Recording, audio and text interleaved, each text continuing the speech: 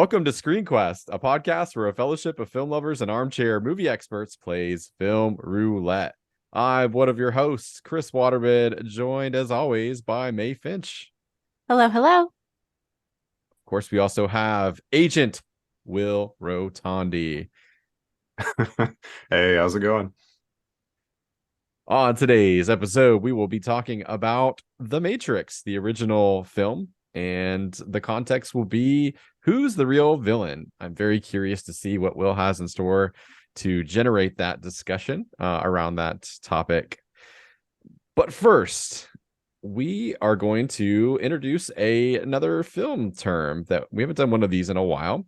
So straight from studiobinder.com, which is an excellent resource for all stuff film nerd, we have the following definition. A sound bridge, also called an audio bridge, is among many editing transitions that utilize sound to tell a story. So a sound bridge transitions one scene to another through a sound. Also called audio bridges, allow filmmakers to transition in or out of a scene by bridging the gap with audio. Now, there are actually a couple of different types of sound bridges. So you have a dialogue sound bridge where a character will start speaking in the next scene before it's actually cut to that scene. There is a sound effect sound bridge where it is a sound effect that does the same thing. One of my favorite ones is I'm trying to think what film it's in, but there's like somebody screaming and it turns into a train whistle, like as it goes from one scene to the next. I'll see if I can dig that out of my brain when doing the edit, and I'll put it in here. Finally, we have a music sound bridge, which is something used a lot by Quentin Tarantino. So you'll have like music start playing as a scene is about to transition from one to the next. So very cool editing technique that's really trying to clue the audience in for a transition, and I think when used effectively can generate some really, really cool edits. Are you guys familiar with this? Like me describing it, like, are you like, oh yeah, I've seen that, or like I've recognized that in some films before? I I definitely do. have, but I feel like it's usually so subtle. It's kind of one of those things where it's like, if you notice it, it doesn't mean it's bad necessarily, but it's like they wanted it to stand out. Yeah, I feel like absolutely. the movie you're talking about is probably wasn't it like the second Jurassic Park movie? Wasn't that the like way back? Not like There Jurassic World and all that, but like Jurassic Park, The Lost World. there is a great one where the lady's screaming, but Ian Malcolm is yawning. So like she's like, Yeah. and like it cuts to like Jeff Goldblum just mouth agape yawning, and like her scream is coming out of his mouth. That's a very cool one as well. But great example, not the one that I'm thinking of. I feel like it is a train whistle that like it goes to. I'll have to dig through my brain and see if I can come up with it. But another example that they have listed here on the Studio Binder website is Saving Private Ryan. So when the old man is kneeling at the graves and like the sound of the waves are like in the background, and like it zooms in on his eyes and he's like living in the moment, and then it cuts to like the men and like the boats and like the waves are crashing and all that. So yeah, very, very cool. So hopefully we all learned something new today. I didn't, of course, because I am the armchair movie expert now. I'm kidding. I actually I didn't know that there were those other different types of them. Like I knew about the the dialogue and the sound effect, but I hadn't thought about music being a part of that. But it makes perfect sense. Well, all right, let's have us a side quest, and then let's jump into the world of the Matrix. It's been way too long. Yeah. All right. So we have a throw your popcorn. So this one is discuss a movie scene that made you throw your popcorn at the screen, literally or figuratively. And if neither of you have one, I certainly have one that is relevant to the film we're talking about today, kind of, sort of. So this moment for me is not in The Matrix, but in its second sequel, The Matrix Revolutions. We'll delve into a little bit later, I'm sure, like some of the sequels and things, but No spoilers, please. no. Or you know what? I can skirt around it, I think. All right, I'll skirt around it. Like I won't Okay. give any context of the who or the what, really. So there is a moment towards the end of the third Matrix film, as you can tell, probably having just seen the first one, philosophy and allegory like features very heavily like in the films. And there is a moment that is so heavy-handed of like, in case you didn't know that this was the allegory that we were trying to like allude to, and like the sort. And again, I'm being very careful here. Here is a line that is so on the nose, like ridiculous, cheesy, and like I groaned audibly in the film. Like I groaned audibly. Like I was already not having a great time in Revolutions, unfortunately. And I was just like, oh my god, like, well, I guess we've gone from having like it really is quite the swing, because I feel like the second Matrix film is almost like too heady compared to like the first Matrix film. I think balances like the cool fun action with like the like some heady philosophy and things. Second one gets really deep down the rabbit hole, and like kind of hurts your brain at times.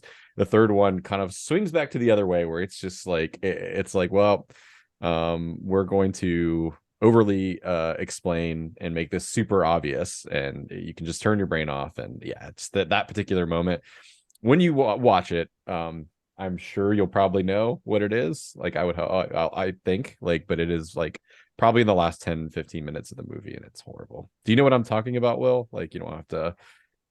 Vaguely, or at least the general scene that has been set up when that takes place. I think I know what you're talking about. Yeah. And I would say Okay. that the Matrix Revolutions at that point in the original trilogy was the weakest of the three, and understandably so. Like, I still appreciate it for what it tried to be, and I still like it for certain points, but I agree that was kind of the bumpiest road, the bumpiest finish to try and pull off. But Yeah. and then arguably with the fourth one that just came out. But I but am yeah, I think I do. curious. I do want to see the fourth one now. And I bought like this trilogy was like dirt cheap on, like on Vudu like a couple years ago, so I had them all in 4K. So I think I might watch like Reloaded, which it's not a perfect movie, but there's some great sequences. Like that highway chase at the end is just Oh phenomenal. man, yeah. Mhm. But I haven't seen Revolution since the theater, so like maybe it deserves a reevaluation, you know. But anyway, so that's my throw your popcorn movie, and it's relevant to what we're talking about today. Thankfully, I didn't have any of those for this movie. Will, your pick. So before we like get into like the nitty gritty, can you just kind of outline why you chose it for who's the real villain? Like what was your general thought process?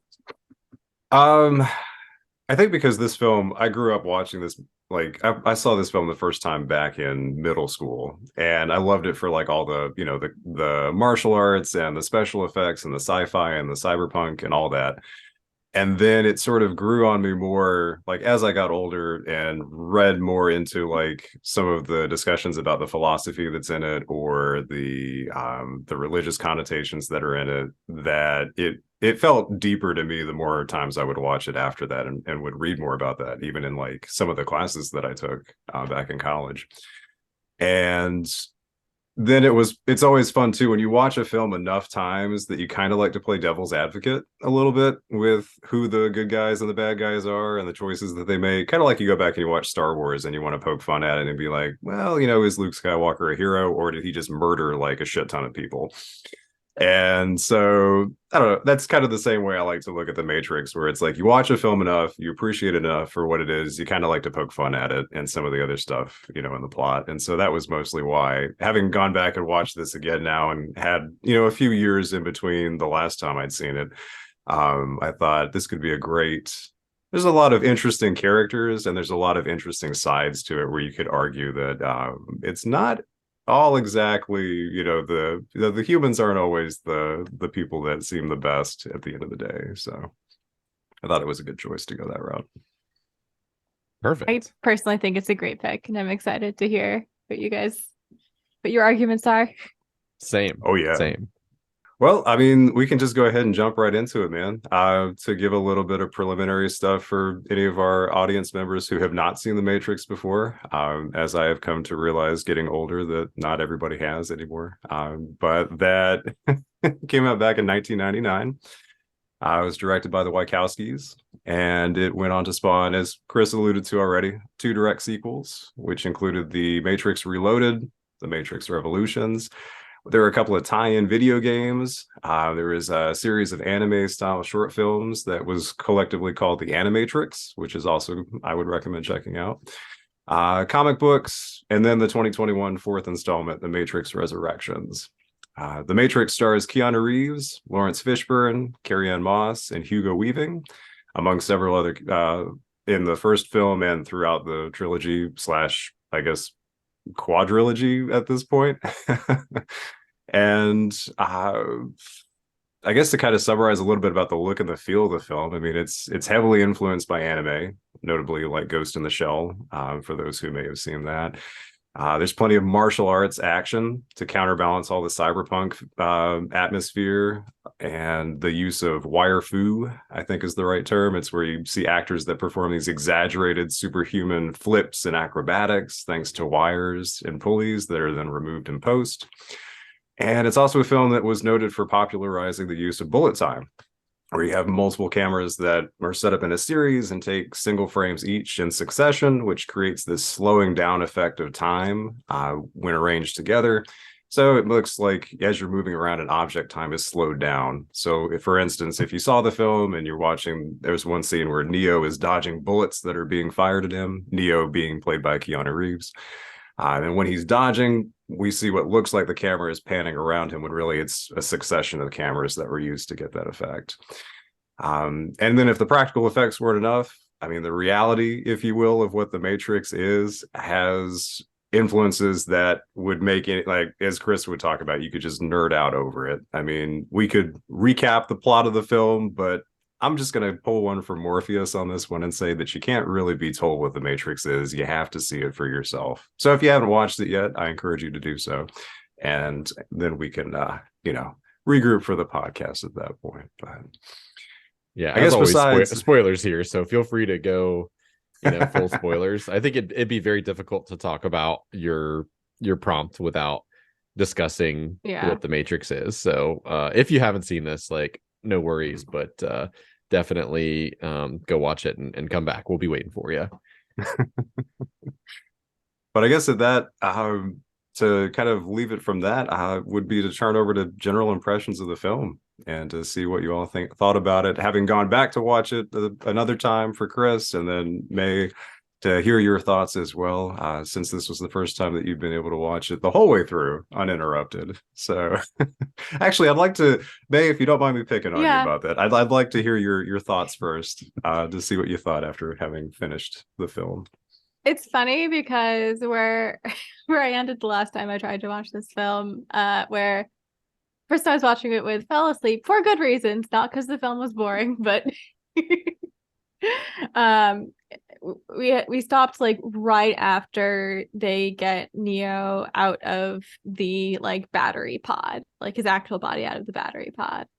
So like the film was just getting interesting when we stopped. Which I think is part of why it took me so long to like try to watch it again.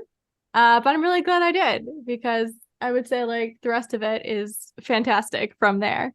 I really loved it. I think there are parts where similar to Chris's throw your popcorn thing, things seem like very on the nose and almost painfully sincere. But I don't know, everything else was very dark and gritty, and so it was kind of endearing to have those little moments of emotional sincerity. I don't know, it really worked for me. I liked it a lot, and I think I tweeted about this, but I really love that there was a Disney princess kiss that saved the day. Oh yeah. Of all the tropes they could put in here. That's right.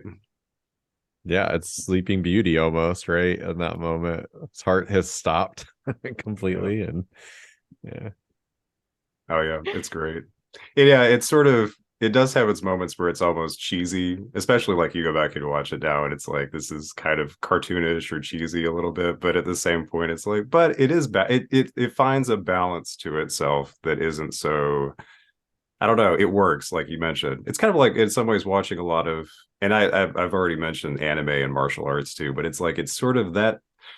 It's a little bit poking fun of itself, but not so much that you distance yourself too far from what they're trying to do. I don't know if that makes any sense, but that's kind of the vibe or the feeling that I got going back and watching it again. But yeah, Yeah. Successfully walks a pretty tight rope. Yeah. Yeah. Absolutely. Chris, how about yourself, man? I know you said you have seen this several times before. When was the last time, and what did you think going back into the Matrix? Probably a couple years ago when I bought the trilogy on sale. Like I just Mhm. this one I'd watched. Like it was just one of those things where the price of the trilogy was as much as I would have spent on one film. So it was like, you know what, like might as well, like just in case. I love it, man. Like this is a movie that I feel like came out in the perfect time of like where technological advances had gotten, but also it was sort of early internet culture, and like the marketing was quite smart. Like this was probably the earliest film I can think of like where spoiler culture was very much like a thing where people were like, no, don't, like you gotta just like see it, right? And it wasn't even like don't look anything up, because like I think at this point like discussion forums would have been the only way besides somebody talking to you where like it could have potentially been spoiled. Mhm. I missed it in theaters, but I rented it on videotape and like on actual VHS, and that it had been out for that long and still hadn't been spoiled for me. So it was very, very cool to have that marketing campaign of like, what is the Matrix, Mhm. and then to know that that was the central mystery going in, and then the reveal was quite awesome. Like I just really, really enjoyed that. And of course, um at that point in my life, I was unfamiliar with things like Neuromancer and Akira and all these things that really played a heavy influence on this. Mhm. So it was a nice gateway to some really, really cool pieces of art, like in other mediums. And I think subsequently, the thing that I can say that I've really enjoyed this particular time around was, since the Wachowskis have transitioned and sort of revealed that this film is about that largely, not being able to like unsee like all the things that are kind of like more obvious, like with that context in mind. And that's sort of the reading that I had this most recent watch, and I thought it was really fantastic and added another layer of enjoyment for me, to have something very personal, much in the way that Celeste, the video game, did. When I first Yeah. played that was not apparent. And then the creator of Celeste came out and said like that this is what this actually was. Wasn't just about anxiety and depression. There was this very personal story that I was trying to tell, and like makes it even more beautiful in my mind. So I love it. I don't know. I think this is a perfect sci-fi action film. Like, not a perfect movie, but like I think as perfect as you can get within that genre, and I think it's totally stood the test of time. So yeah. I'd have to agree.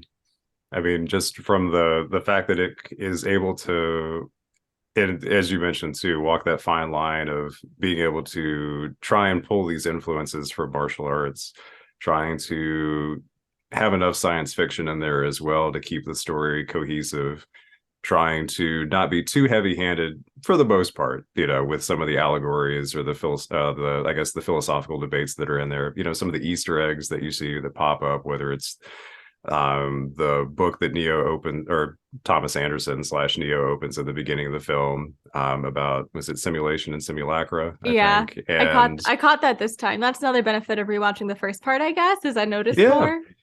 Yeah. Mm-hmm. Or like the little one-off liners where somebody calls him his own personal Jesus, or just the stuff where you're just like, yeah, there it is. It's just fun to go back and listen for that. But yeah, where it doesn't feel like it's too much of anything. It feels like it's just the right balance that you need to tell that story, and then also leave everybody open to want to see more, because isn't that, you want to leave it open, but you still want to have some kind of resolution to the story that you're dealing with. So it wasn't just like, hey, we're going to throw this out there and leave you on a cliffhanger. It's more like, we're just going to leave this open, so if this is it, that's fine, but there could always be more from it after. So yeah, although I will say the only thing that, and it's not necessary, and maybe it is a throw your popcorn moment for me, was Neo flying at the very end of the film. I thought was just the one thing that felt so out of place. I mean, don't get me wrong. Apparently for me, stopping bullets in midair is perfectly understandable after having just been reincarnated, or like not reincarnated, but like being revived from death by getting kissed and then being able to stop bullets, with your mind. But hey, you know what? If you start flying, that's completely, batshit crazy. Can't buy it. So I don't know what that says about me, but apparently that was where I was like, this seems so weird. It's to the the dulcet tones of Zach De La Roca and Rage Against the Machine, so it's Yeah. fine. Yep. I was so glad they ended with that song. But yeah, I didn't love that either, but I excused it as like just being a very 90s kind of throwaway ending scene. I feel like a lot of kind of campy action movies had that kind of thing. Mm-hmm. Yeah. Or maybe the that last scene isn't tension. totally canon. Well, no, I mean, you'll see in the sequels that that's still a thing, but I think the intention was to show you like how powerful he's become. I don't know, like, and it's like, well, flying is like the ultimate power fantasy or most commonly wished for superhero power. So I get it. I'm with you You're though. Superman. Yeah, I'm with you. I will say though, I really like the sequel, the first sequel, Reloaded. I thought was great. I mean, the car chase scene, Chris, that you talked about, just the way they set it up, like the amount of detail and actually having the cars and flipping them on this highway track and designing that whole layout. Without going into too much more detail, it's awesome. I would definitely recommend.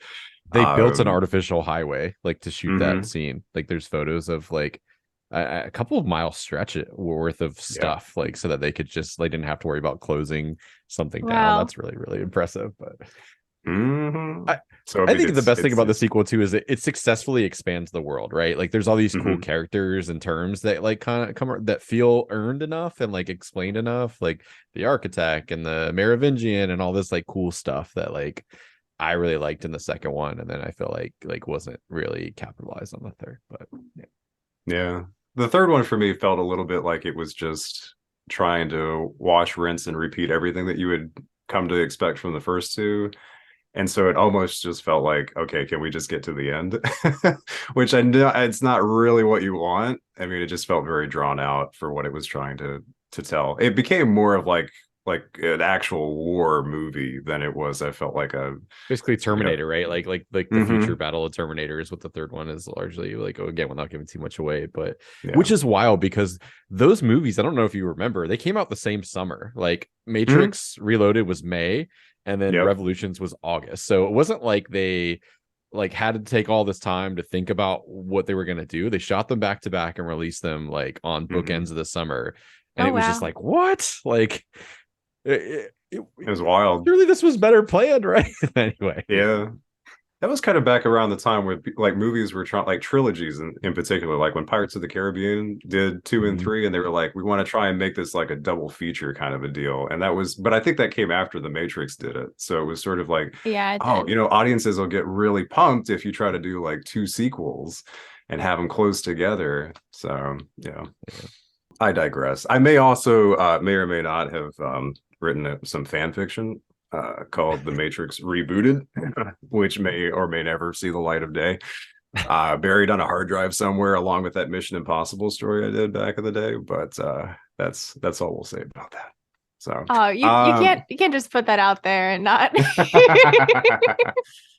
Yeah, it was. I mean, it was fun. I had it was this. It was like the 2 things: Mission Impossible and The Matrix. I guess defined what I was into back in middle and high school. So, but yeah. Well, enough about that. Let's get into who we think is the biggest villain of the Matrix. I could either go ahead and just throw out some options, or if you guys had specific characters / groups of people in mind, I can pass it over to you. Do you have a preference either way on how we do this? I say you provide the nominees. Like, I think that's more fun because like you have the topic. So, but I'm open, May. How do you want to handle it? Tell us who our fighters are, Will. All right. So your contestants are from the individuals to the groups I'm going to throw out. So the obvious antagonist for the Matrix that everybody would probably think for first is going to be either Agent Smith or Cypher. So you've either got, the program that's trying to kill Neo, or you've got Cypher, who's the human that turns on the team. However, I'd like to throw out a couple other nominees to include Neo himself, Trinity, and also I'm going to go with just humanity in general.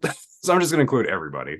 The free humans, I'm assuming you mean, like the people that are Yeah. unplugged trying to, yeah, okay. Well, we could play with this. There's a couple different ways I would do that, and I'll explain with the reason why I might lean more towards humanity in general I'm as to why guessing this is. you mean like nuking the sky, for instance. Yes. So that for me, there were two things. The reason why I thought that humanity in general gets to take one for this issue is that nuking the sky, basically destroying the planet, because all the free humans are like, we have to unplug everybody eventually. We got to get out of the matrix.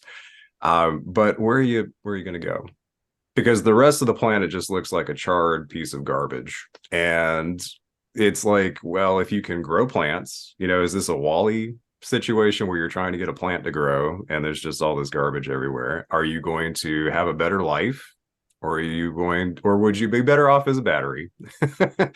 Like, would you be better as a copper top for some machines to run? And also enjoy whatever reality you wanted to live out for yourself. Well, maybe not whatever reality, but a group reality with everyone else in a world that seems much more vibrant than dealing with what the remains of a nuclear fallout would have been. I think the one thing that made me think about it again too is there's a scene where Agent Smith is talking to Morpheus when Morpheus has been captured. Morpheus being played by Lawrence Fishburne, and Agent Smith played by Hugo Weaving, where Smith says something to him about the original Matrix was rejected by the humans that were put into it, and that they didn't seem to be able to accept any sort of utopian future for themselves. And so an imperfect world with the Matrix was what they gravitated toward. And so that, to me, I thought, well, you've nuked the planet and the robots created this world for you to live in so that you'd stay healthy for them. I mean, sort of symbiotic in that respect. And then you didn't like that anyway. So then you had to revolt against that. I think somebody even went out to say, like, doing the math, this is outside of the world, like outside of the film for this, would be that you are dealing with a bunch of humans that may not really be able to power the Matrix or power machines in general. Like, as much as they want to say that humans could be a battery, that's not realistically possible. So if I read it that way, if we're doing the math on that, and if that is legitimately true, then I would say that machines not only gave humanity a way to survive and plugged into a machine, but then didn't go out of their way to try and murder all of them later.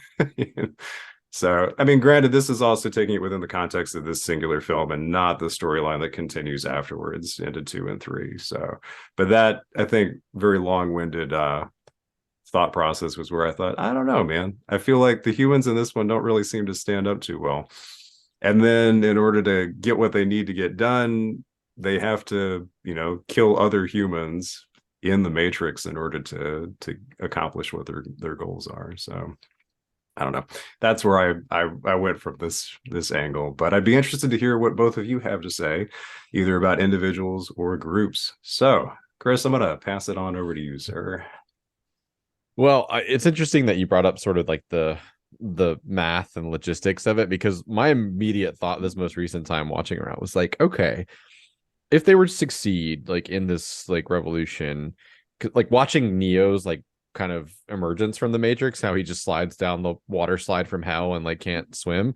I'm like, so would that happen to everybody at the same time? And like surely you're not saving all those people. Like they're like slide down into the ocean, like, or are stuck in those tanks. You're talking about billions of people that you're suddenly going to have to feed and shelter and clothe, and like trying not to use any foresight of like what the reality is of like the free humans, like, and that seems like a tall order regardless, like, right, like of what that looks like. So I'm with you there. And then like I think like just on a fundamental like human needs level, like kind of going, I guess, more on the emotional spectrum, nobody seems particularly happy on the Nebuchadnezzar.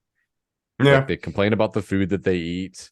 They don't look well clothed. Like nobody's joking except for maybe Mouse, and Cypher, and even that's pretty like sardonic. Like and humor. So yeah, I don't know, man. I think that's a really interesting argument. And I do question the morality of like thrusting somebody into that world without a choice, right? Like of, do you want this? Like, it's one thing to reveal the truth to them, which I call bullshit on Morpheus, is like, oh, you have to see it for yourself. You could very clearly be like, so sit down, you're in a simulation, this is what's going on. Would you like to emerge or stay put? And then like he could just jump from one building to the next and be like, see, like we're in a simulation. I'd probably buy that, like personally. But in any event, so I do think that like you could very, very convincingly posit that the humans are villainous. I don't know if I would call them villains, like especially the free humans, but villainous, in not at least weighing the ramifications of suddenly thrusting a bunch of people. I mean, the psychological damage alone that you would have to deal with too from all those people. My God, like it would be chaos, right? On the other hand, like I do see sort of the what the movie's kind of hypothesis is, as well, with like the machines aren't giving the humans a choice either, one way or the other. The agents certainly seem to not mind jumping into the bodies of people and letting them die and then kind of moving from place to place. Obviously, like there is sort of like control is the most important thing. In their defense, they did try to create a paradise, which was nice. Like that was their first that was their first attempt at the Matrix. Yeah, as far as I'll start there with the groups, and then we can move to individuals. But I see both sides of it. But this is the most like I've ever felt like this most recent rewatch of like I don't know that this is like a smart thing to try to do, like to just free all these minds. But I'm curious to see what you have to say. So first of all, I don't believe Agent Smith whatsoever. Like, I think he's lying through his ass about the whole Okay. utopia thing. Like, Yeah. he's trying to manipulate a drugged Morpheus into saying the truth and completely crush his spirit. Like, it feels very much like a manipulation tactic, not a sudden revelation of the truth. So no, I don't think that ever happened. Personally. And secondly, like I see an argument for like the original humans fighting the AI, because there's that whole like you created this evil and then destroyed yourselves trying to crush it essentially narrative. And I think whoever was in power at the time and like actually hit the button on those nukes is definitely a villain. But in terms of like our modern day humans, I don't see it personally. And I will push back slightly, Chris, on your argument that Morpheus could have just explained it, because I don't know, think about anyone in the modern day trying to like convince someone else of either a conspiracy theory or something that it is true and well documented, but just kind of doesn't fit with their worldview. It's impossible, basically. Listen, man, And you jump like 200 feet into the air, and I'm gonna be like, word. One of those people can do that. Like you got me, dude. Like anti-vax, like whatever. If you can leap into the air, like I'm gonna start drinking the tea. Like, okay, I'm sorry, interrupt you. I'm saying he's gonna demonstrate. I think explanation wouldn't be enough, but sorry, continue. No, you're good. I mean, I cynically, my first thought is like, if you saw someone do that, you'd be like, oh shit, this person's like an alien. We need to kill them. Like, that seems like a more human response. Anyway, so yeah, I do think like the if you see it, whatever thing, is like fairly reasonable. I think where it does backfire is obviously with Cypher. Mhm. And we'll talk about him more later, I'm sure. But yeah, just in terms of humans as a whole, I don't really see them as the villains. I do see the AI and Agent Smith as more the clear villains. But you also have to like say what is villainy, because you can also say the AI was just fighting to survive and the humans were also just fighting to survive. So maybe no one is the villain. Ooh. Dun dun dun. Yeah, we doing some like Obi-Wan Kenobi from a certain point of view shit. Like He was just following his programming. I mean, come on, you know. That was his job. That was his one job. uh, yeah, I mean, it's a valid point. So what do we think about individuals then? I mean, let's go ahead and jump over to Agent Smith and talk a little bit more about his character, at least in the context of the first film, and what we think about that. So, Chris, I'll pass it back over to you for your thoughts on that.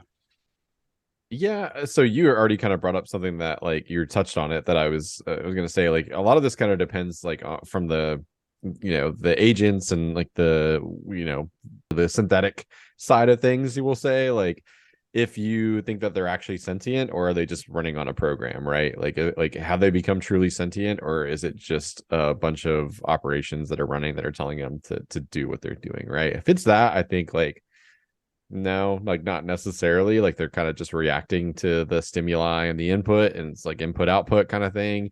If they are truly sentient, I feel like yes, like Agent Smith, like you probably could say is a villain because he doesn't really try much in the way of diplomacy. It is pretty much seek and destroy and like control, right? Like he does bargain a little bit with Cypher, but the end goal is sort of like, give me access to the mainframe. We want to wipe out humanity. It's not like, can we come to an arrangement, right? Like, here's what we need, like for power, like to survive. Can we like free X amount of people, like, or I don't know, like there's just no attempts at like diplomacy. So I think like that is a pretty big black mark. And also, again, like the tactics like the Agent Smith uses like all throughout. And again, like don't want to talk too much about the sequels, but like he's pretty clearly in the villain camp for me, for sure. I don't know if there's a single this is one thing I wasn't totally clear on plot wise. I don't know if there is like a single intelligence and each agent is just kind of like a tool of that intelligence, or if they each have their own like intelligences. They grapple with that in the next movie and the one after. I don't want to say what it is though. Okay. Well, it was unclear to me. So whether he's an independent agent or is part of the greater whole, I mean, yeah, he's pretty ruthless. Again, the humans are too, right? But I do think it's in response to the AI largely. Like the AI is the instigator. He also says shit like, "I'm going to enjoy watching you like die," right? Like, yeah, there's that things too. Like that. Take some of the ambiguity. That's just that off the cuff remark, Although, to play devil's advocate just a little bit, did we see an agent kill anybody besides Neo? And even then, Neo came back. So did anybody actually get murdered by an agent in this film, or was it all by the other humans that were working on their behalf? Because Mouse ended up getting shot by the cops, the SWAT team, and then Cypher murdered everybody else. So I don't remember seeing, I mean, they interrogated Neo, they interrogated Morpheus, but I don't remember an agent actually killing anybody in this film. The only person who says that they have is Morpheus telling Neo that. They try. Don't, I feel like they try. Don't they kill the people that they take over? Only if, so they inhabit, I guess from what I understood, they only inhabit that person when they're like controlling them, but once they get murdered by somebody in the Matrix, then they just leave that body and go to somebody else. That's what I thought, but I could be wrong. Yes, on that. I feel like right. if you're essentially using someone as a human shield and then shooting at someone else, the fact that that person shot back at you and therefore killed your human shield doesn't leave you blameless. No. Yeah, I guess that's valid. If anything, apparently they're yeah, I can go with that. Just a thought, though. But yeah. No, I appreciate you trying to think like an agent. Yeah, no, yeah. Just using hostages, it's fine, right? Yeah. Oops. Yeah. So besides that, then I guess moving over to the people that are manipulated by them. I mean, we've got I mean, there are other people that exist that think that they're following orders from like the FBI or whoever. I mean, it's very much like a Die Hard moment between Smith and the cop at the beginning of the film. But so you've got the SWAT team guys that are there, or like the guards in the at the building where Morpheus is held. But you've also got Cypher, obviously, as the clear sort of traitor in the midst of trying to get what he wants in exchange for turning over Morpheus, and basically the rest of his crew is expendable. So thoughts as to just how much of a scumbag Cypher is? Because I mean, for me, once you made the first choice, man, everything after that, I'm like, well, that you made your decision and you have separated yourself from the tribe, and yes, you are pretty villainous. So, but more thoughts on that, and May, I'll pass this one over to you first. I think Cypher is a shitty human being, but I don't think he's a villain. Hmm. Or at least the arch villain, because like his motives are selfish for sure, but it's also kind of, to him, I think, a matter of like survival. Like I don't think he feels like he can continue to survive outside the Matrix. He's been unfortunately put in this desperate spot by the Matrix itself, right? In the situation that's been created. So I see the Matrix as kind of the villain putting Cypher in a hard place. Still a scummy human being. But yeah, I don't think that like in a vacuum he would have made any of the same choices. How about you, Chris? What do you think?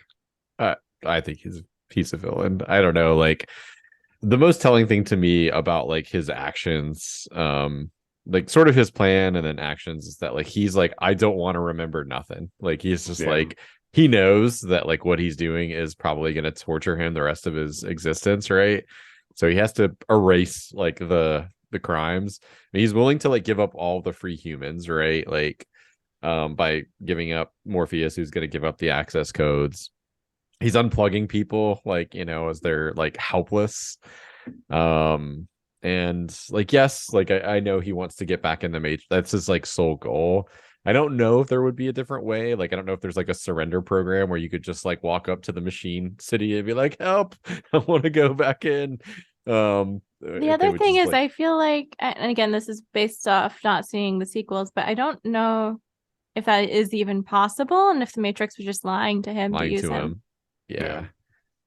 I'm not 100% sure either, honestly. It's been a long time since I've seen the sequels, but it's a good question. But yeah, I just think the fact that you're willing to, be the sole cause of like 100,000+. I don't remember how many people are in New Zion or whatever it's called, but like people's like deaths just so you can get back into the Matrix is like, it's shitty. Like, yeah, he's in a bad spot, and that would be a hard adjustment to make, as I've already talked about. Like, the people don't seem very happy, but I feel like that's a lot of that's a big body count on your head, on your hands, right? Like for your own individual good. So I'm gonna say villain. Yeah, I'd have to say the same. If you're gonna sell out the whole species, then yeah, that's pretty terrible. But I could also understand too that for him, it's like he's just at his wit's end and he doesn't know what else he can do, and he's just trying to figure out a way to make it work for him. And sometimes too, when you feel separated enough from the group, you don't feel like anybody really has your back, that it's easy to sort of think that everybody else is really your enemy anyway. And so what's the difference? So I can see it either. I think there's an element of ideology in it too, because he talks a few times about wishing he'd taken the blue pill. And I think he does, like, having seen both sides now, think that like being in the simulation is the superior option for humanity. And I think that most of it's selfish and just wanting to not think about anything like this anymore. But I think part of it too is just him wanting to stop anyone from threatening the Matrix and his life there. Yeah. Honestly, given the choice, I would probably lean heavily towards like plug me into the simulation. Like, given like the reality of like what that world looks like, and like I mean, I don't know. I would certainly consider it. Like, I'm not saying it would be like an easy choice, but like, Did anyone seem happy in the simulation though? Like we've talked about how the outside's kind of miserable, but it seemed like the inside was too. You're stuck in a corporate cubicle from 9 to 5. yeah, that's some people. There's people that are That, having a ball. Let me tell you. I was gonna In say, the next look, movies, that's Tom's they're fault. yeah, there are people having a good time in there. It's just that like they have to balance it out, like the real world, right? Like they're gonna be Yeah. people that are wealthy, people that are poor, people that have a happy life, and other people that don't. So it's kind of like the wide spectrum. Like I'll take my chances, like of at least having a shot, and being able to enjoy like a steak versus like the bowl of snot every day. Like Tasty wheat. I don't know. I like I said, I'm not saying it'd be a clear-cut choice for me, but I it is an interesting quandary. You'd Yeah. play the simulation roulette. I would. Yep. I would. I think. I mean, I'm leaning towards that anyway. I guess that's not my final answer, but it would certainly be something I would weigh for sure. And I do think he's a great illustration of the point where he clearly feels a little robbed of the choice that he made. Like with like, had I known then what I know now, I would have gone like made the other choice. And I think that's like it's a great illustration of like you should probably let people know what they're in for and let them choose, and not just like say like it's in your best interest to do what I think like is the better of the two realities, right? Well, with that in mind, after we've covered so many folks here, do you either of you have any other thoughts, whether it's about the villain of the film or just in general from watching The Matrix, that you would like to make sure that we talk about? And May, since this was your first go around, I want to make sure that you got everything in that you wanted to say, so I'm going to pass it over to you. I do feel like Neo, the one time I was kind of like, Neo, why'd you do that? Was after the Oracle tells him that Morpheus is going to sacrifice himself for him. And even though the Oracle's like, oh, you can't change it, like, don't tell him, like, he should have mentioned something. He had ample opportunity before they got jumped. Like, especially the thing about him not being the one. Because, like, I feel like Morpheus does put a lot of weight in the Oracle, maybe more so than the Oracle realizes. And he's also very anti-fate, so it seems like it would be natural for him, right, to be like, yo, this crazy lady told me, like, I don't know if that's gonna happen or not, but like just simply like don't do that, like leave me to die, it's fine, like I'm not the one. Yeah. Like, yeah. But also she kind of makes the point of like, well, the vase, right, is like a great like it's gonna bake your noodle later, like she says, like if I had not mentioned it, would you still have broken the vase, kind of thing. So That's a good point. she might be manipulating him a little bit there. I mean, she definitely is, because he is the one, right? And Trinity makes that comment about like, or maybe it was Morpheus, one of them comments that like she said that because that's what you needed to hear or whatever. Yeah. Interesting. Yeah. I was very sad that actress passed away. The Oracle is a character in the subsequent films, but they had to recast her, and I think the replacement actress did all right. But like, I loved, like, there was just such a, I'm like, I want to go sit and like have cookies and chat in that kitchen with the Oracle. Like, not even about like the future of fate. Like, I just want to talk like about like anything, because it looks like such a homey, cool little spot, but very grandmotherly. I also think it's interesting that like I makes me wonder if there's other people in the Matrix who know the truth but just choose to stay in the Matrix. Also plead the fifth on this, because it is explored in subsequent things. Okay. Well, I am excited to see that exploration. My only other thought was also on like the Trinity Neo romance. Like I saw it coming from a mile away that Neo had a lot of Jesus-y things going on and was probably going to have to die at some point to like fully come into himself. And like I said, I love that it was a Disney princess kiss that brought him out of that. But it also came very much out of left field for me. And like thinking back, it's like, yeah, I can see some like sexual tension being built up, but there's not a lot. It does kind of like surprise. I think that's because both of those, like, no disrespect, like they're good at what they do, but like both of those performances are pretty like I don't want to like be disparaging. Like I don't want to say like one note, but like they're dry. Like Yeah. and I know Yeah. some of that's intentional, like it's been discussed, but there's not a lot of emoting from either one of them. In any, like, not even just the romantic scenes. But that's one of the things. So I mentioned like in our little group chat, like this movie feels timeless in some ways and like so of its time in others. The romance where there has to be a coupling between like the main like female and male lead like in the film like is like the most 90s shit ever. They could have just been like great like companions, friends, right? Yeah. I don't know, like it's I can overlook it and forgive it, but yeah, it is very much of the time. I remember how in the sequel, when it came out, there was a big buzz in the news about how it was supposed to be like sexed up because there is a sex scene in that movie. And it's also like interspersed with cutscenes with this big, like also very sexually charged, like mosh pit dance that's going on, which again, I can't give more context than that. But I was like, this was like a big deal in the news. This was what people apparently wanted to talk about. And I thought, and this was back before like sex was as, I guess, like softcore sex was as much as it is in television and movies now, where it's just like, oh, what, Bridgerton, Netflix, whatever.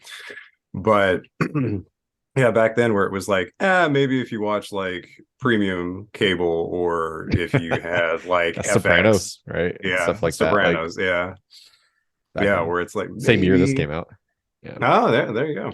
So it was sort of becoming like more mainstream, but it was still kind of like, I don't know, it was newsworthy. And I thought, this is so weird. Like, like this is what you want to talk about? Not the awesome like martial arts, like the bullet time and the slow moving agent battles. Like, no, you want to talk about sex in the Matrix. Okay.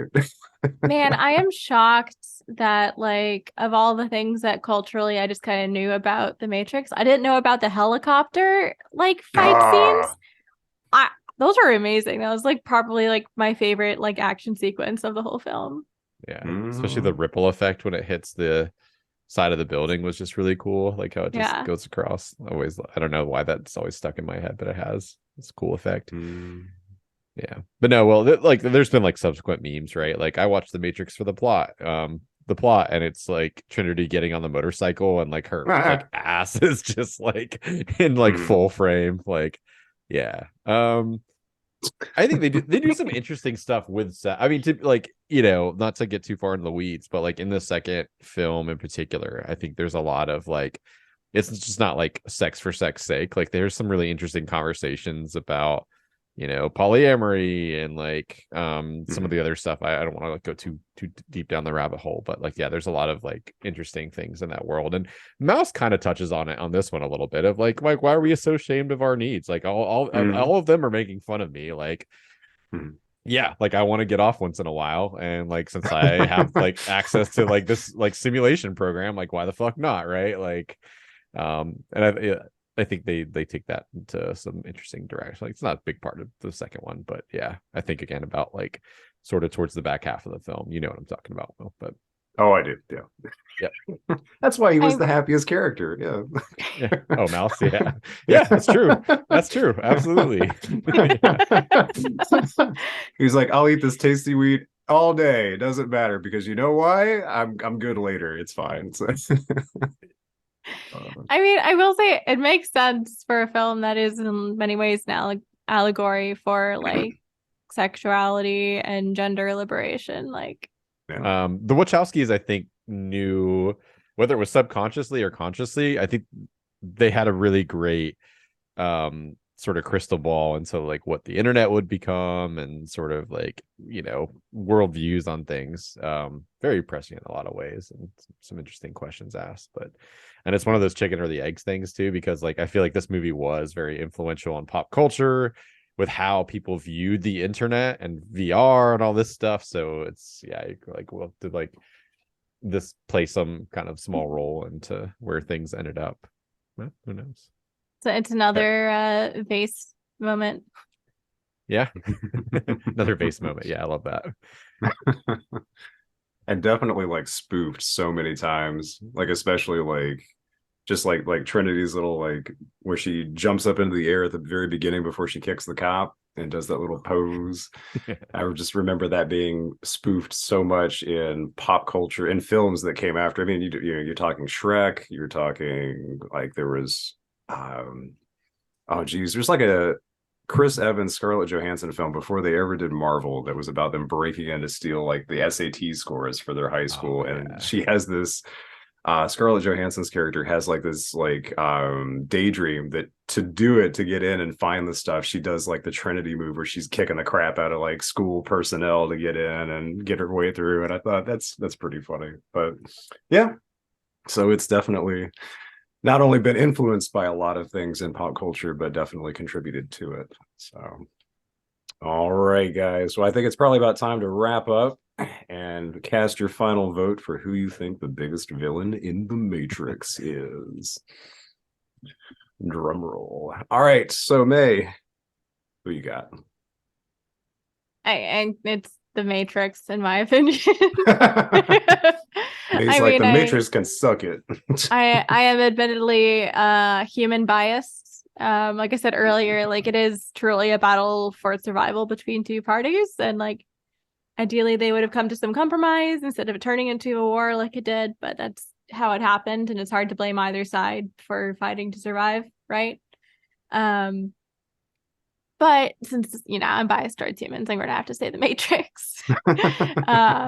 And I don't really buy the fact that they created a utopia. And like, even if there's a shred of truth to that, I think it's less a reflection of like, oh, humans being innately terrible and unhappy with anything, and more a reflection of the fact that like, yeah, if you rip a bunch of people from their normal lives and put them in a scenario they've never been in before, they're probably going to freak out and try to get out.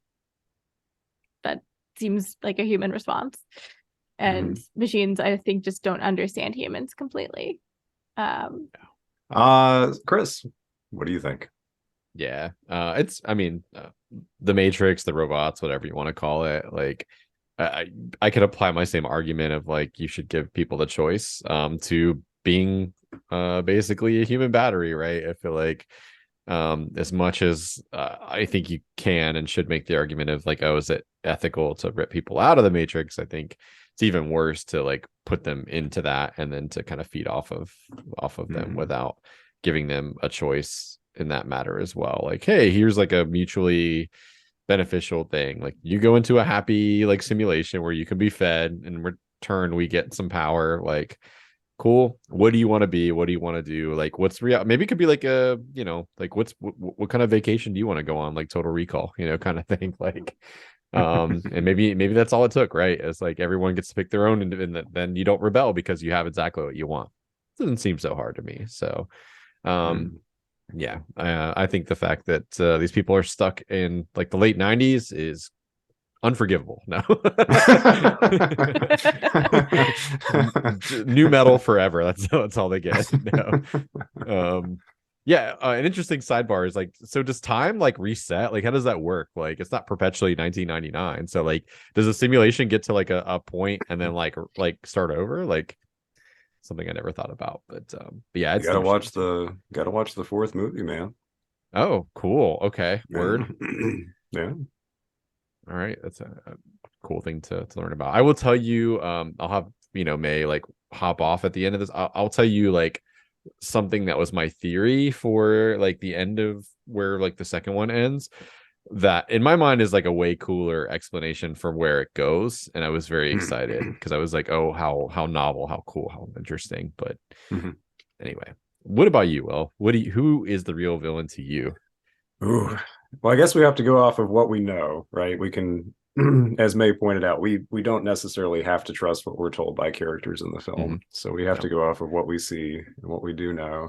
And as much as I would say that it sucks for humans killing their own people in the Matrix, if they're so bought into the system that they wouldn't believe you anyway, then they are still kind of your enemy.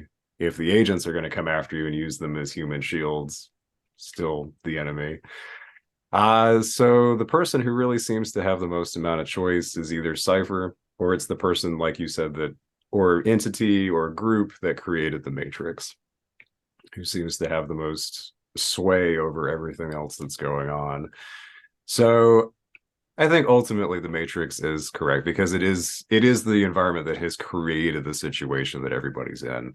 And without, again, discussing more that comes into subsequent films, you do learn more about the history of the Matrix and its intent. And so to some extent there is that as well. So yeah, I would say the control is the factor because everybody else is trying to find some way to escape that and also protect those that they care about. I would say that as nefarious as Agent Smith is in this film, I do find that as far as I can tell, he's just a program doing what he was made to do. So he is part of the control of the Matrix. And so, yeah, the person who set it all up, we're going to say that's the villain. So, and I think that's where we'll end it until the sequels. We talk about those. All right, Chris, I'll pass it back over to you, sir. But also, before we wrap up and move on to the next thing, May and Chris, thank you so much for being down to watch this film. I love it. I'm glad that, Chris, for you to get some new perspective on it, and May, for you to experience it in its entirety. So thank you.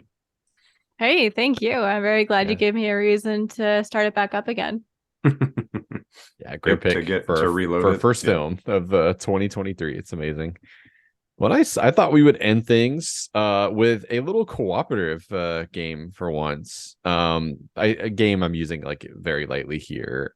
So as of this weekend, Avatar: The Way of Water has crossed the $2 billion mark. Ooh. For box office gross. Never bet against James Cameron. I've said it once, I'll say it a million times. It's a great film. I liked it a lot. Not perfect, but a lot of fun. So that puts it at number 6 in the top 10 highest grossing films of all time. Collaboratively, I want to see if you guys can come up with the top 5. If you know the top 5 are, I'm going to give you 5 wrong guesses, like plenty of runway here, and I will give you 3 hints if you need them. So you can ask for the hints whenever you want. So like if you want a hint to start, like that's fair game, but you have basically up to 5 wrong guesses to pick what the other ones, and these are all 2 billion plus films. And that's as of today, 1/22/2023. When we're recording this. So would you like a hint to start? All right, Titanic. Will says final answer. Yes. That is one of them. Cool. I want to say Gone with the Wind. Do you concur, Will? I feel like it's definitely up there, as much as I wish that it wasn't. Same. But yeah, I feel like I would go with that. Okay. All right. That's your first incorrect guess. And just to clarify, these are not adjusted for inflation. If that one was adjusted for inflation, it would be. I gotcha. These are just straight worldwide gross. Well, that's not fair. We didn't know that. All right, fine. I'll take it away. I'll take it away. That's fair. I probably should have stipulated the parameters. Okay. Yeah, that changes my thinking a lot. Dark Knight, one of the Dark Knights. What do you think, Will? I don't know. Did Nolan have it to push it that far? Maybe. I'll go with that with you. Which one? I'll go with Dark Knight. Okay. All right. That is your first official incorrect guess. So the Dark Knight is on like the list of like in the top 30 or so. Oh. I see Dark Knight Rises, but no, it is not it is not in the top 10 or 5. I feel like Jurassic Park or Star Wars has got to be in there somewhere, but I could be wrong. Was it, but it's not adjusted for inflation, because I was about to say Jaws was probably going to be in there too, but man. Yeah. I'd feel good about Jurassic Park. Because that was 90s, right? Mm-hmm. I feel like that's recent enough. we're gonna say Jurassic Park, the original, the OG. I think so. Yeah. All right, Chris. We're Final locking it answer? in. Yeah. All right. That is your second incorrect guess. No. The highest Dinos, grossing why? Jurassic film is not Jurassic Park. It is Jurassic World, and that's all I'll say Really? on it. But Hmm. not telling This you list if is it's. not accounting for taste. All right. Would you like a Mhm. hint? You have 3 hints that you can get. You have 2 I incorrect think guesses. so. Yeah. All right. Ellie Your agrees. first hint is the while not Disney like studio film. Sadly enough, Disney is now the owner of all of the studios or properties that are in the top 5 Oh. list. So that's your first hint. I'll help you narrow it down a little bit. So again, not necessarily a Disney film, but like they fall under the Disney umbrella now. I feel like Avengers and Star Wars will be on that list then. I'm wondering if he's talking about 20th Century Fox. So if that's the case, That 20th Century Fox is under the umbrella. I will clarify that for you. yeah. Man, is this going to be like James Cameron just owns it? Because I mean, Terminator Dark Fate came out, and I feel like that was probably like a big film, even though he didn't direct it. Like having produced it, I feel like maybe. Well, if we need a fallback option, I'm gonna jot it down, but I feel like Terminator Dark Fate would be up on there. I feel like I've seen Avengers Endgame being listed at the top of a lot of things. Do you want to say that? I do. Yes. Okay. Avengers Endgame. Second correct, yes. Yeah. That is number 2 currently at $2.7 billion worldwide gross. So is another hint or another guess? I was saying, is the original Avatar? Are we feeling May like that's still in the top, like the first one, and then he just slightly surpassed it? That could be. Yeah, I'd be fine going for that. We're gonna go with the original Avatar, please, Chris, for however much. As your third correct guess. It is currently the number 1 because they had the theatrical run that put it back on top. There was a new theatrical run. So you have 3 correct guesses, 2 incorrect guesses, 2 hints remaining. Oh, do you want to do a hint? Let's do a hint. Yeah. All right. So the 2 remaining films are both sequels. Top Gun, Maverick. I feel the Need for Speed, and I feel like it's got to. I mean, I finally saw that film. It is amazing. So. Yes. Yeah. Okay, I'm gonna have to go Top Gun. I'm fine with that. Top Gun Maverick. That is your third incorrect guess. No! Top Gun Maverick Tom did Cruise, make a lot of money. It is number 12 currently with 1.4 billion, which is still pretty impressive. Tom, you let me down. All right. 2 more incorrect guesses and you're out. And you got 1 more hint. We feeling another hint, or we want to hold on to that? I say we just get the hint now. Okay. What you got, Chris? Trying to think what hint I want to give because one of the hints, one of the hints I was gonna give is not relevant anymore because you've guessed the films that it would have led you to. So I have another guess idea. Well, it could be Toy Story 3. Oh. Trying to think both of these films came out within the last 8 years. That's the other hint I'll give you. So probably not Toy Story 3. No, that came out. Or did it? Yeah, more recently. Like 5-ish. Right before COVID, I guess, maybe. Yeah, I can't remember when that film came out. Jeez. I'm pretty sure I was either in college or just graduated. So that would have been in the last 6-ish years. Hey, I'm down to guess it if you think if you're feeling good and you wanna lock it in, why not? I've not been great on any of these. Did you have another one? I haven't either. It's okay. Okay, Toy Story 3? No. Incorrect. All right. You are on your final incorrect guess. So any incorrect guesses will end the game. You got your 2 turn, Will. more films. To recap your hints, all of the films fall under the Disney umbrella. Mhm. Both of the remaining films are sequels, Mhm. and both of the films came out within the last 8 years. I'm feeling Terminator. It's In the probably not last eight right. years? Yeah. I Dark Fate was in the last 8 years. I would urge you. I'm not saying that that's incorrect necessarily. I would urge you to take stock of what falls under the Disney umbrella. Go through the IP and studios and all that stuff that they own. Okay. Gotcha. So think about Disney IP, Mm. which is kind of like hint 3.5, but like We Do we need want it, to say one apparently. of the Star Wars remakes? Probably is, yeah. I don't know which one though. Oof. I feel like The Last Jedi was probably, The middle one? yeah, the most divisive, but also the most. See, I'm leaning towards the other two. The Force Awakens, yeah. Since that was Mm, like the first Star Wars movie in so long. that's true.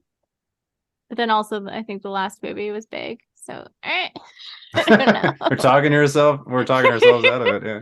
Pick one, Will. Mm. I have not had good intuition on this one. I'm gonna go with Last Jedi. final answer. Yep.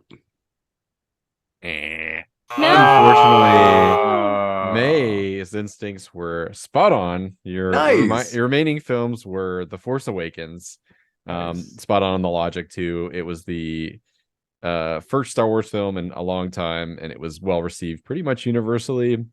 And then the other one May announced much earlier in the game, which was Avengers Endgame, was the second highest grossing film at 2.797 billion.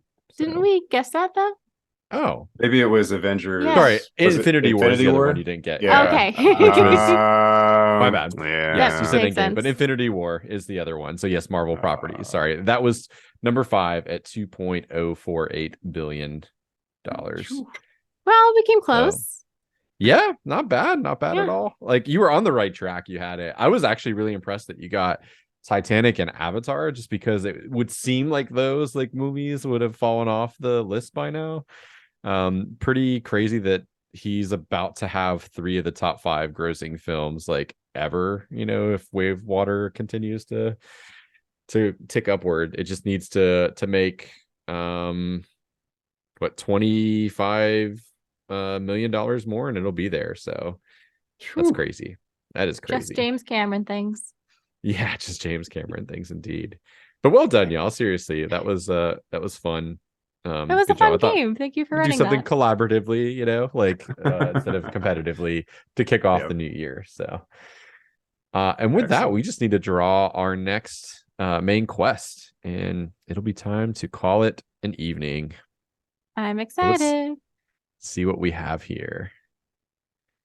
It is a director drill down. We haven't had one of these but once, I believe. So let me take a look at which of the directors we'll be watching.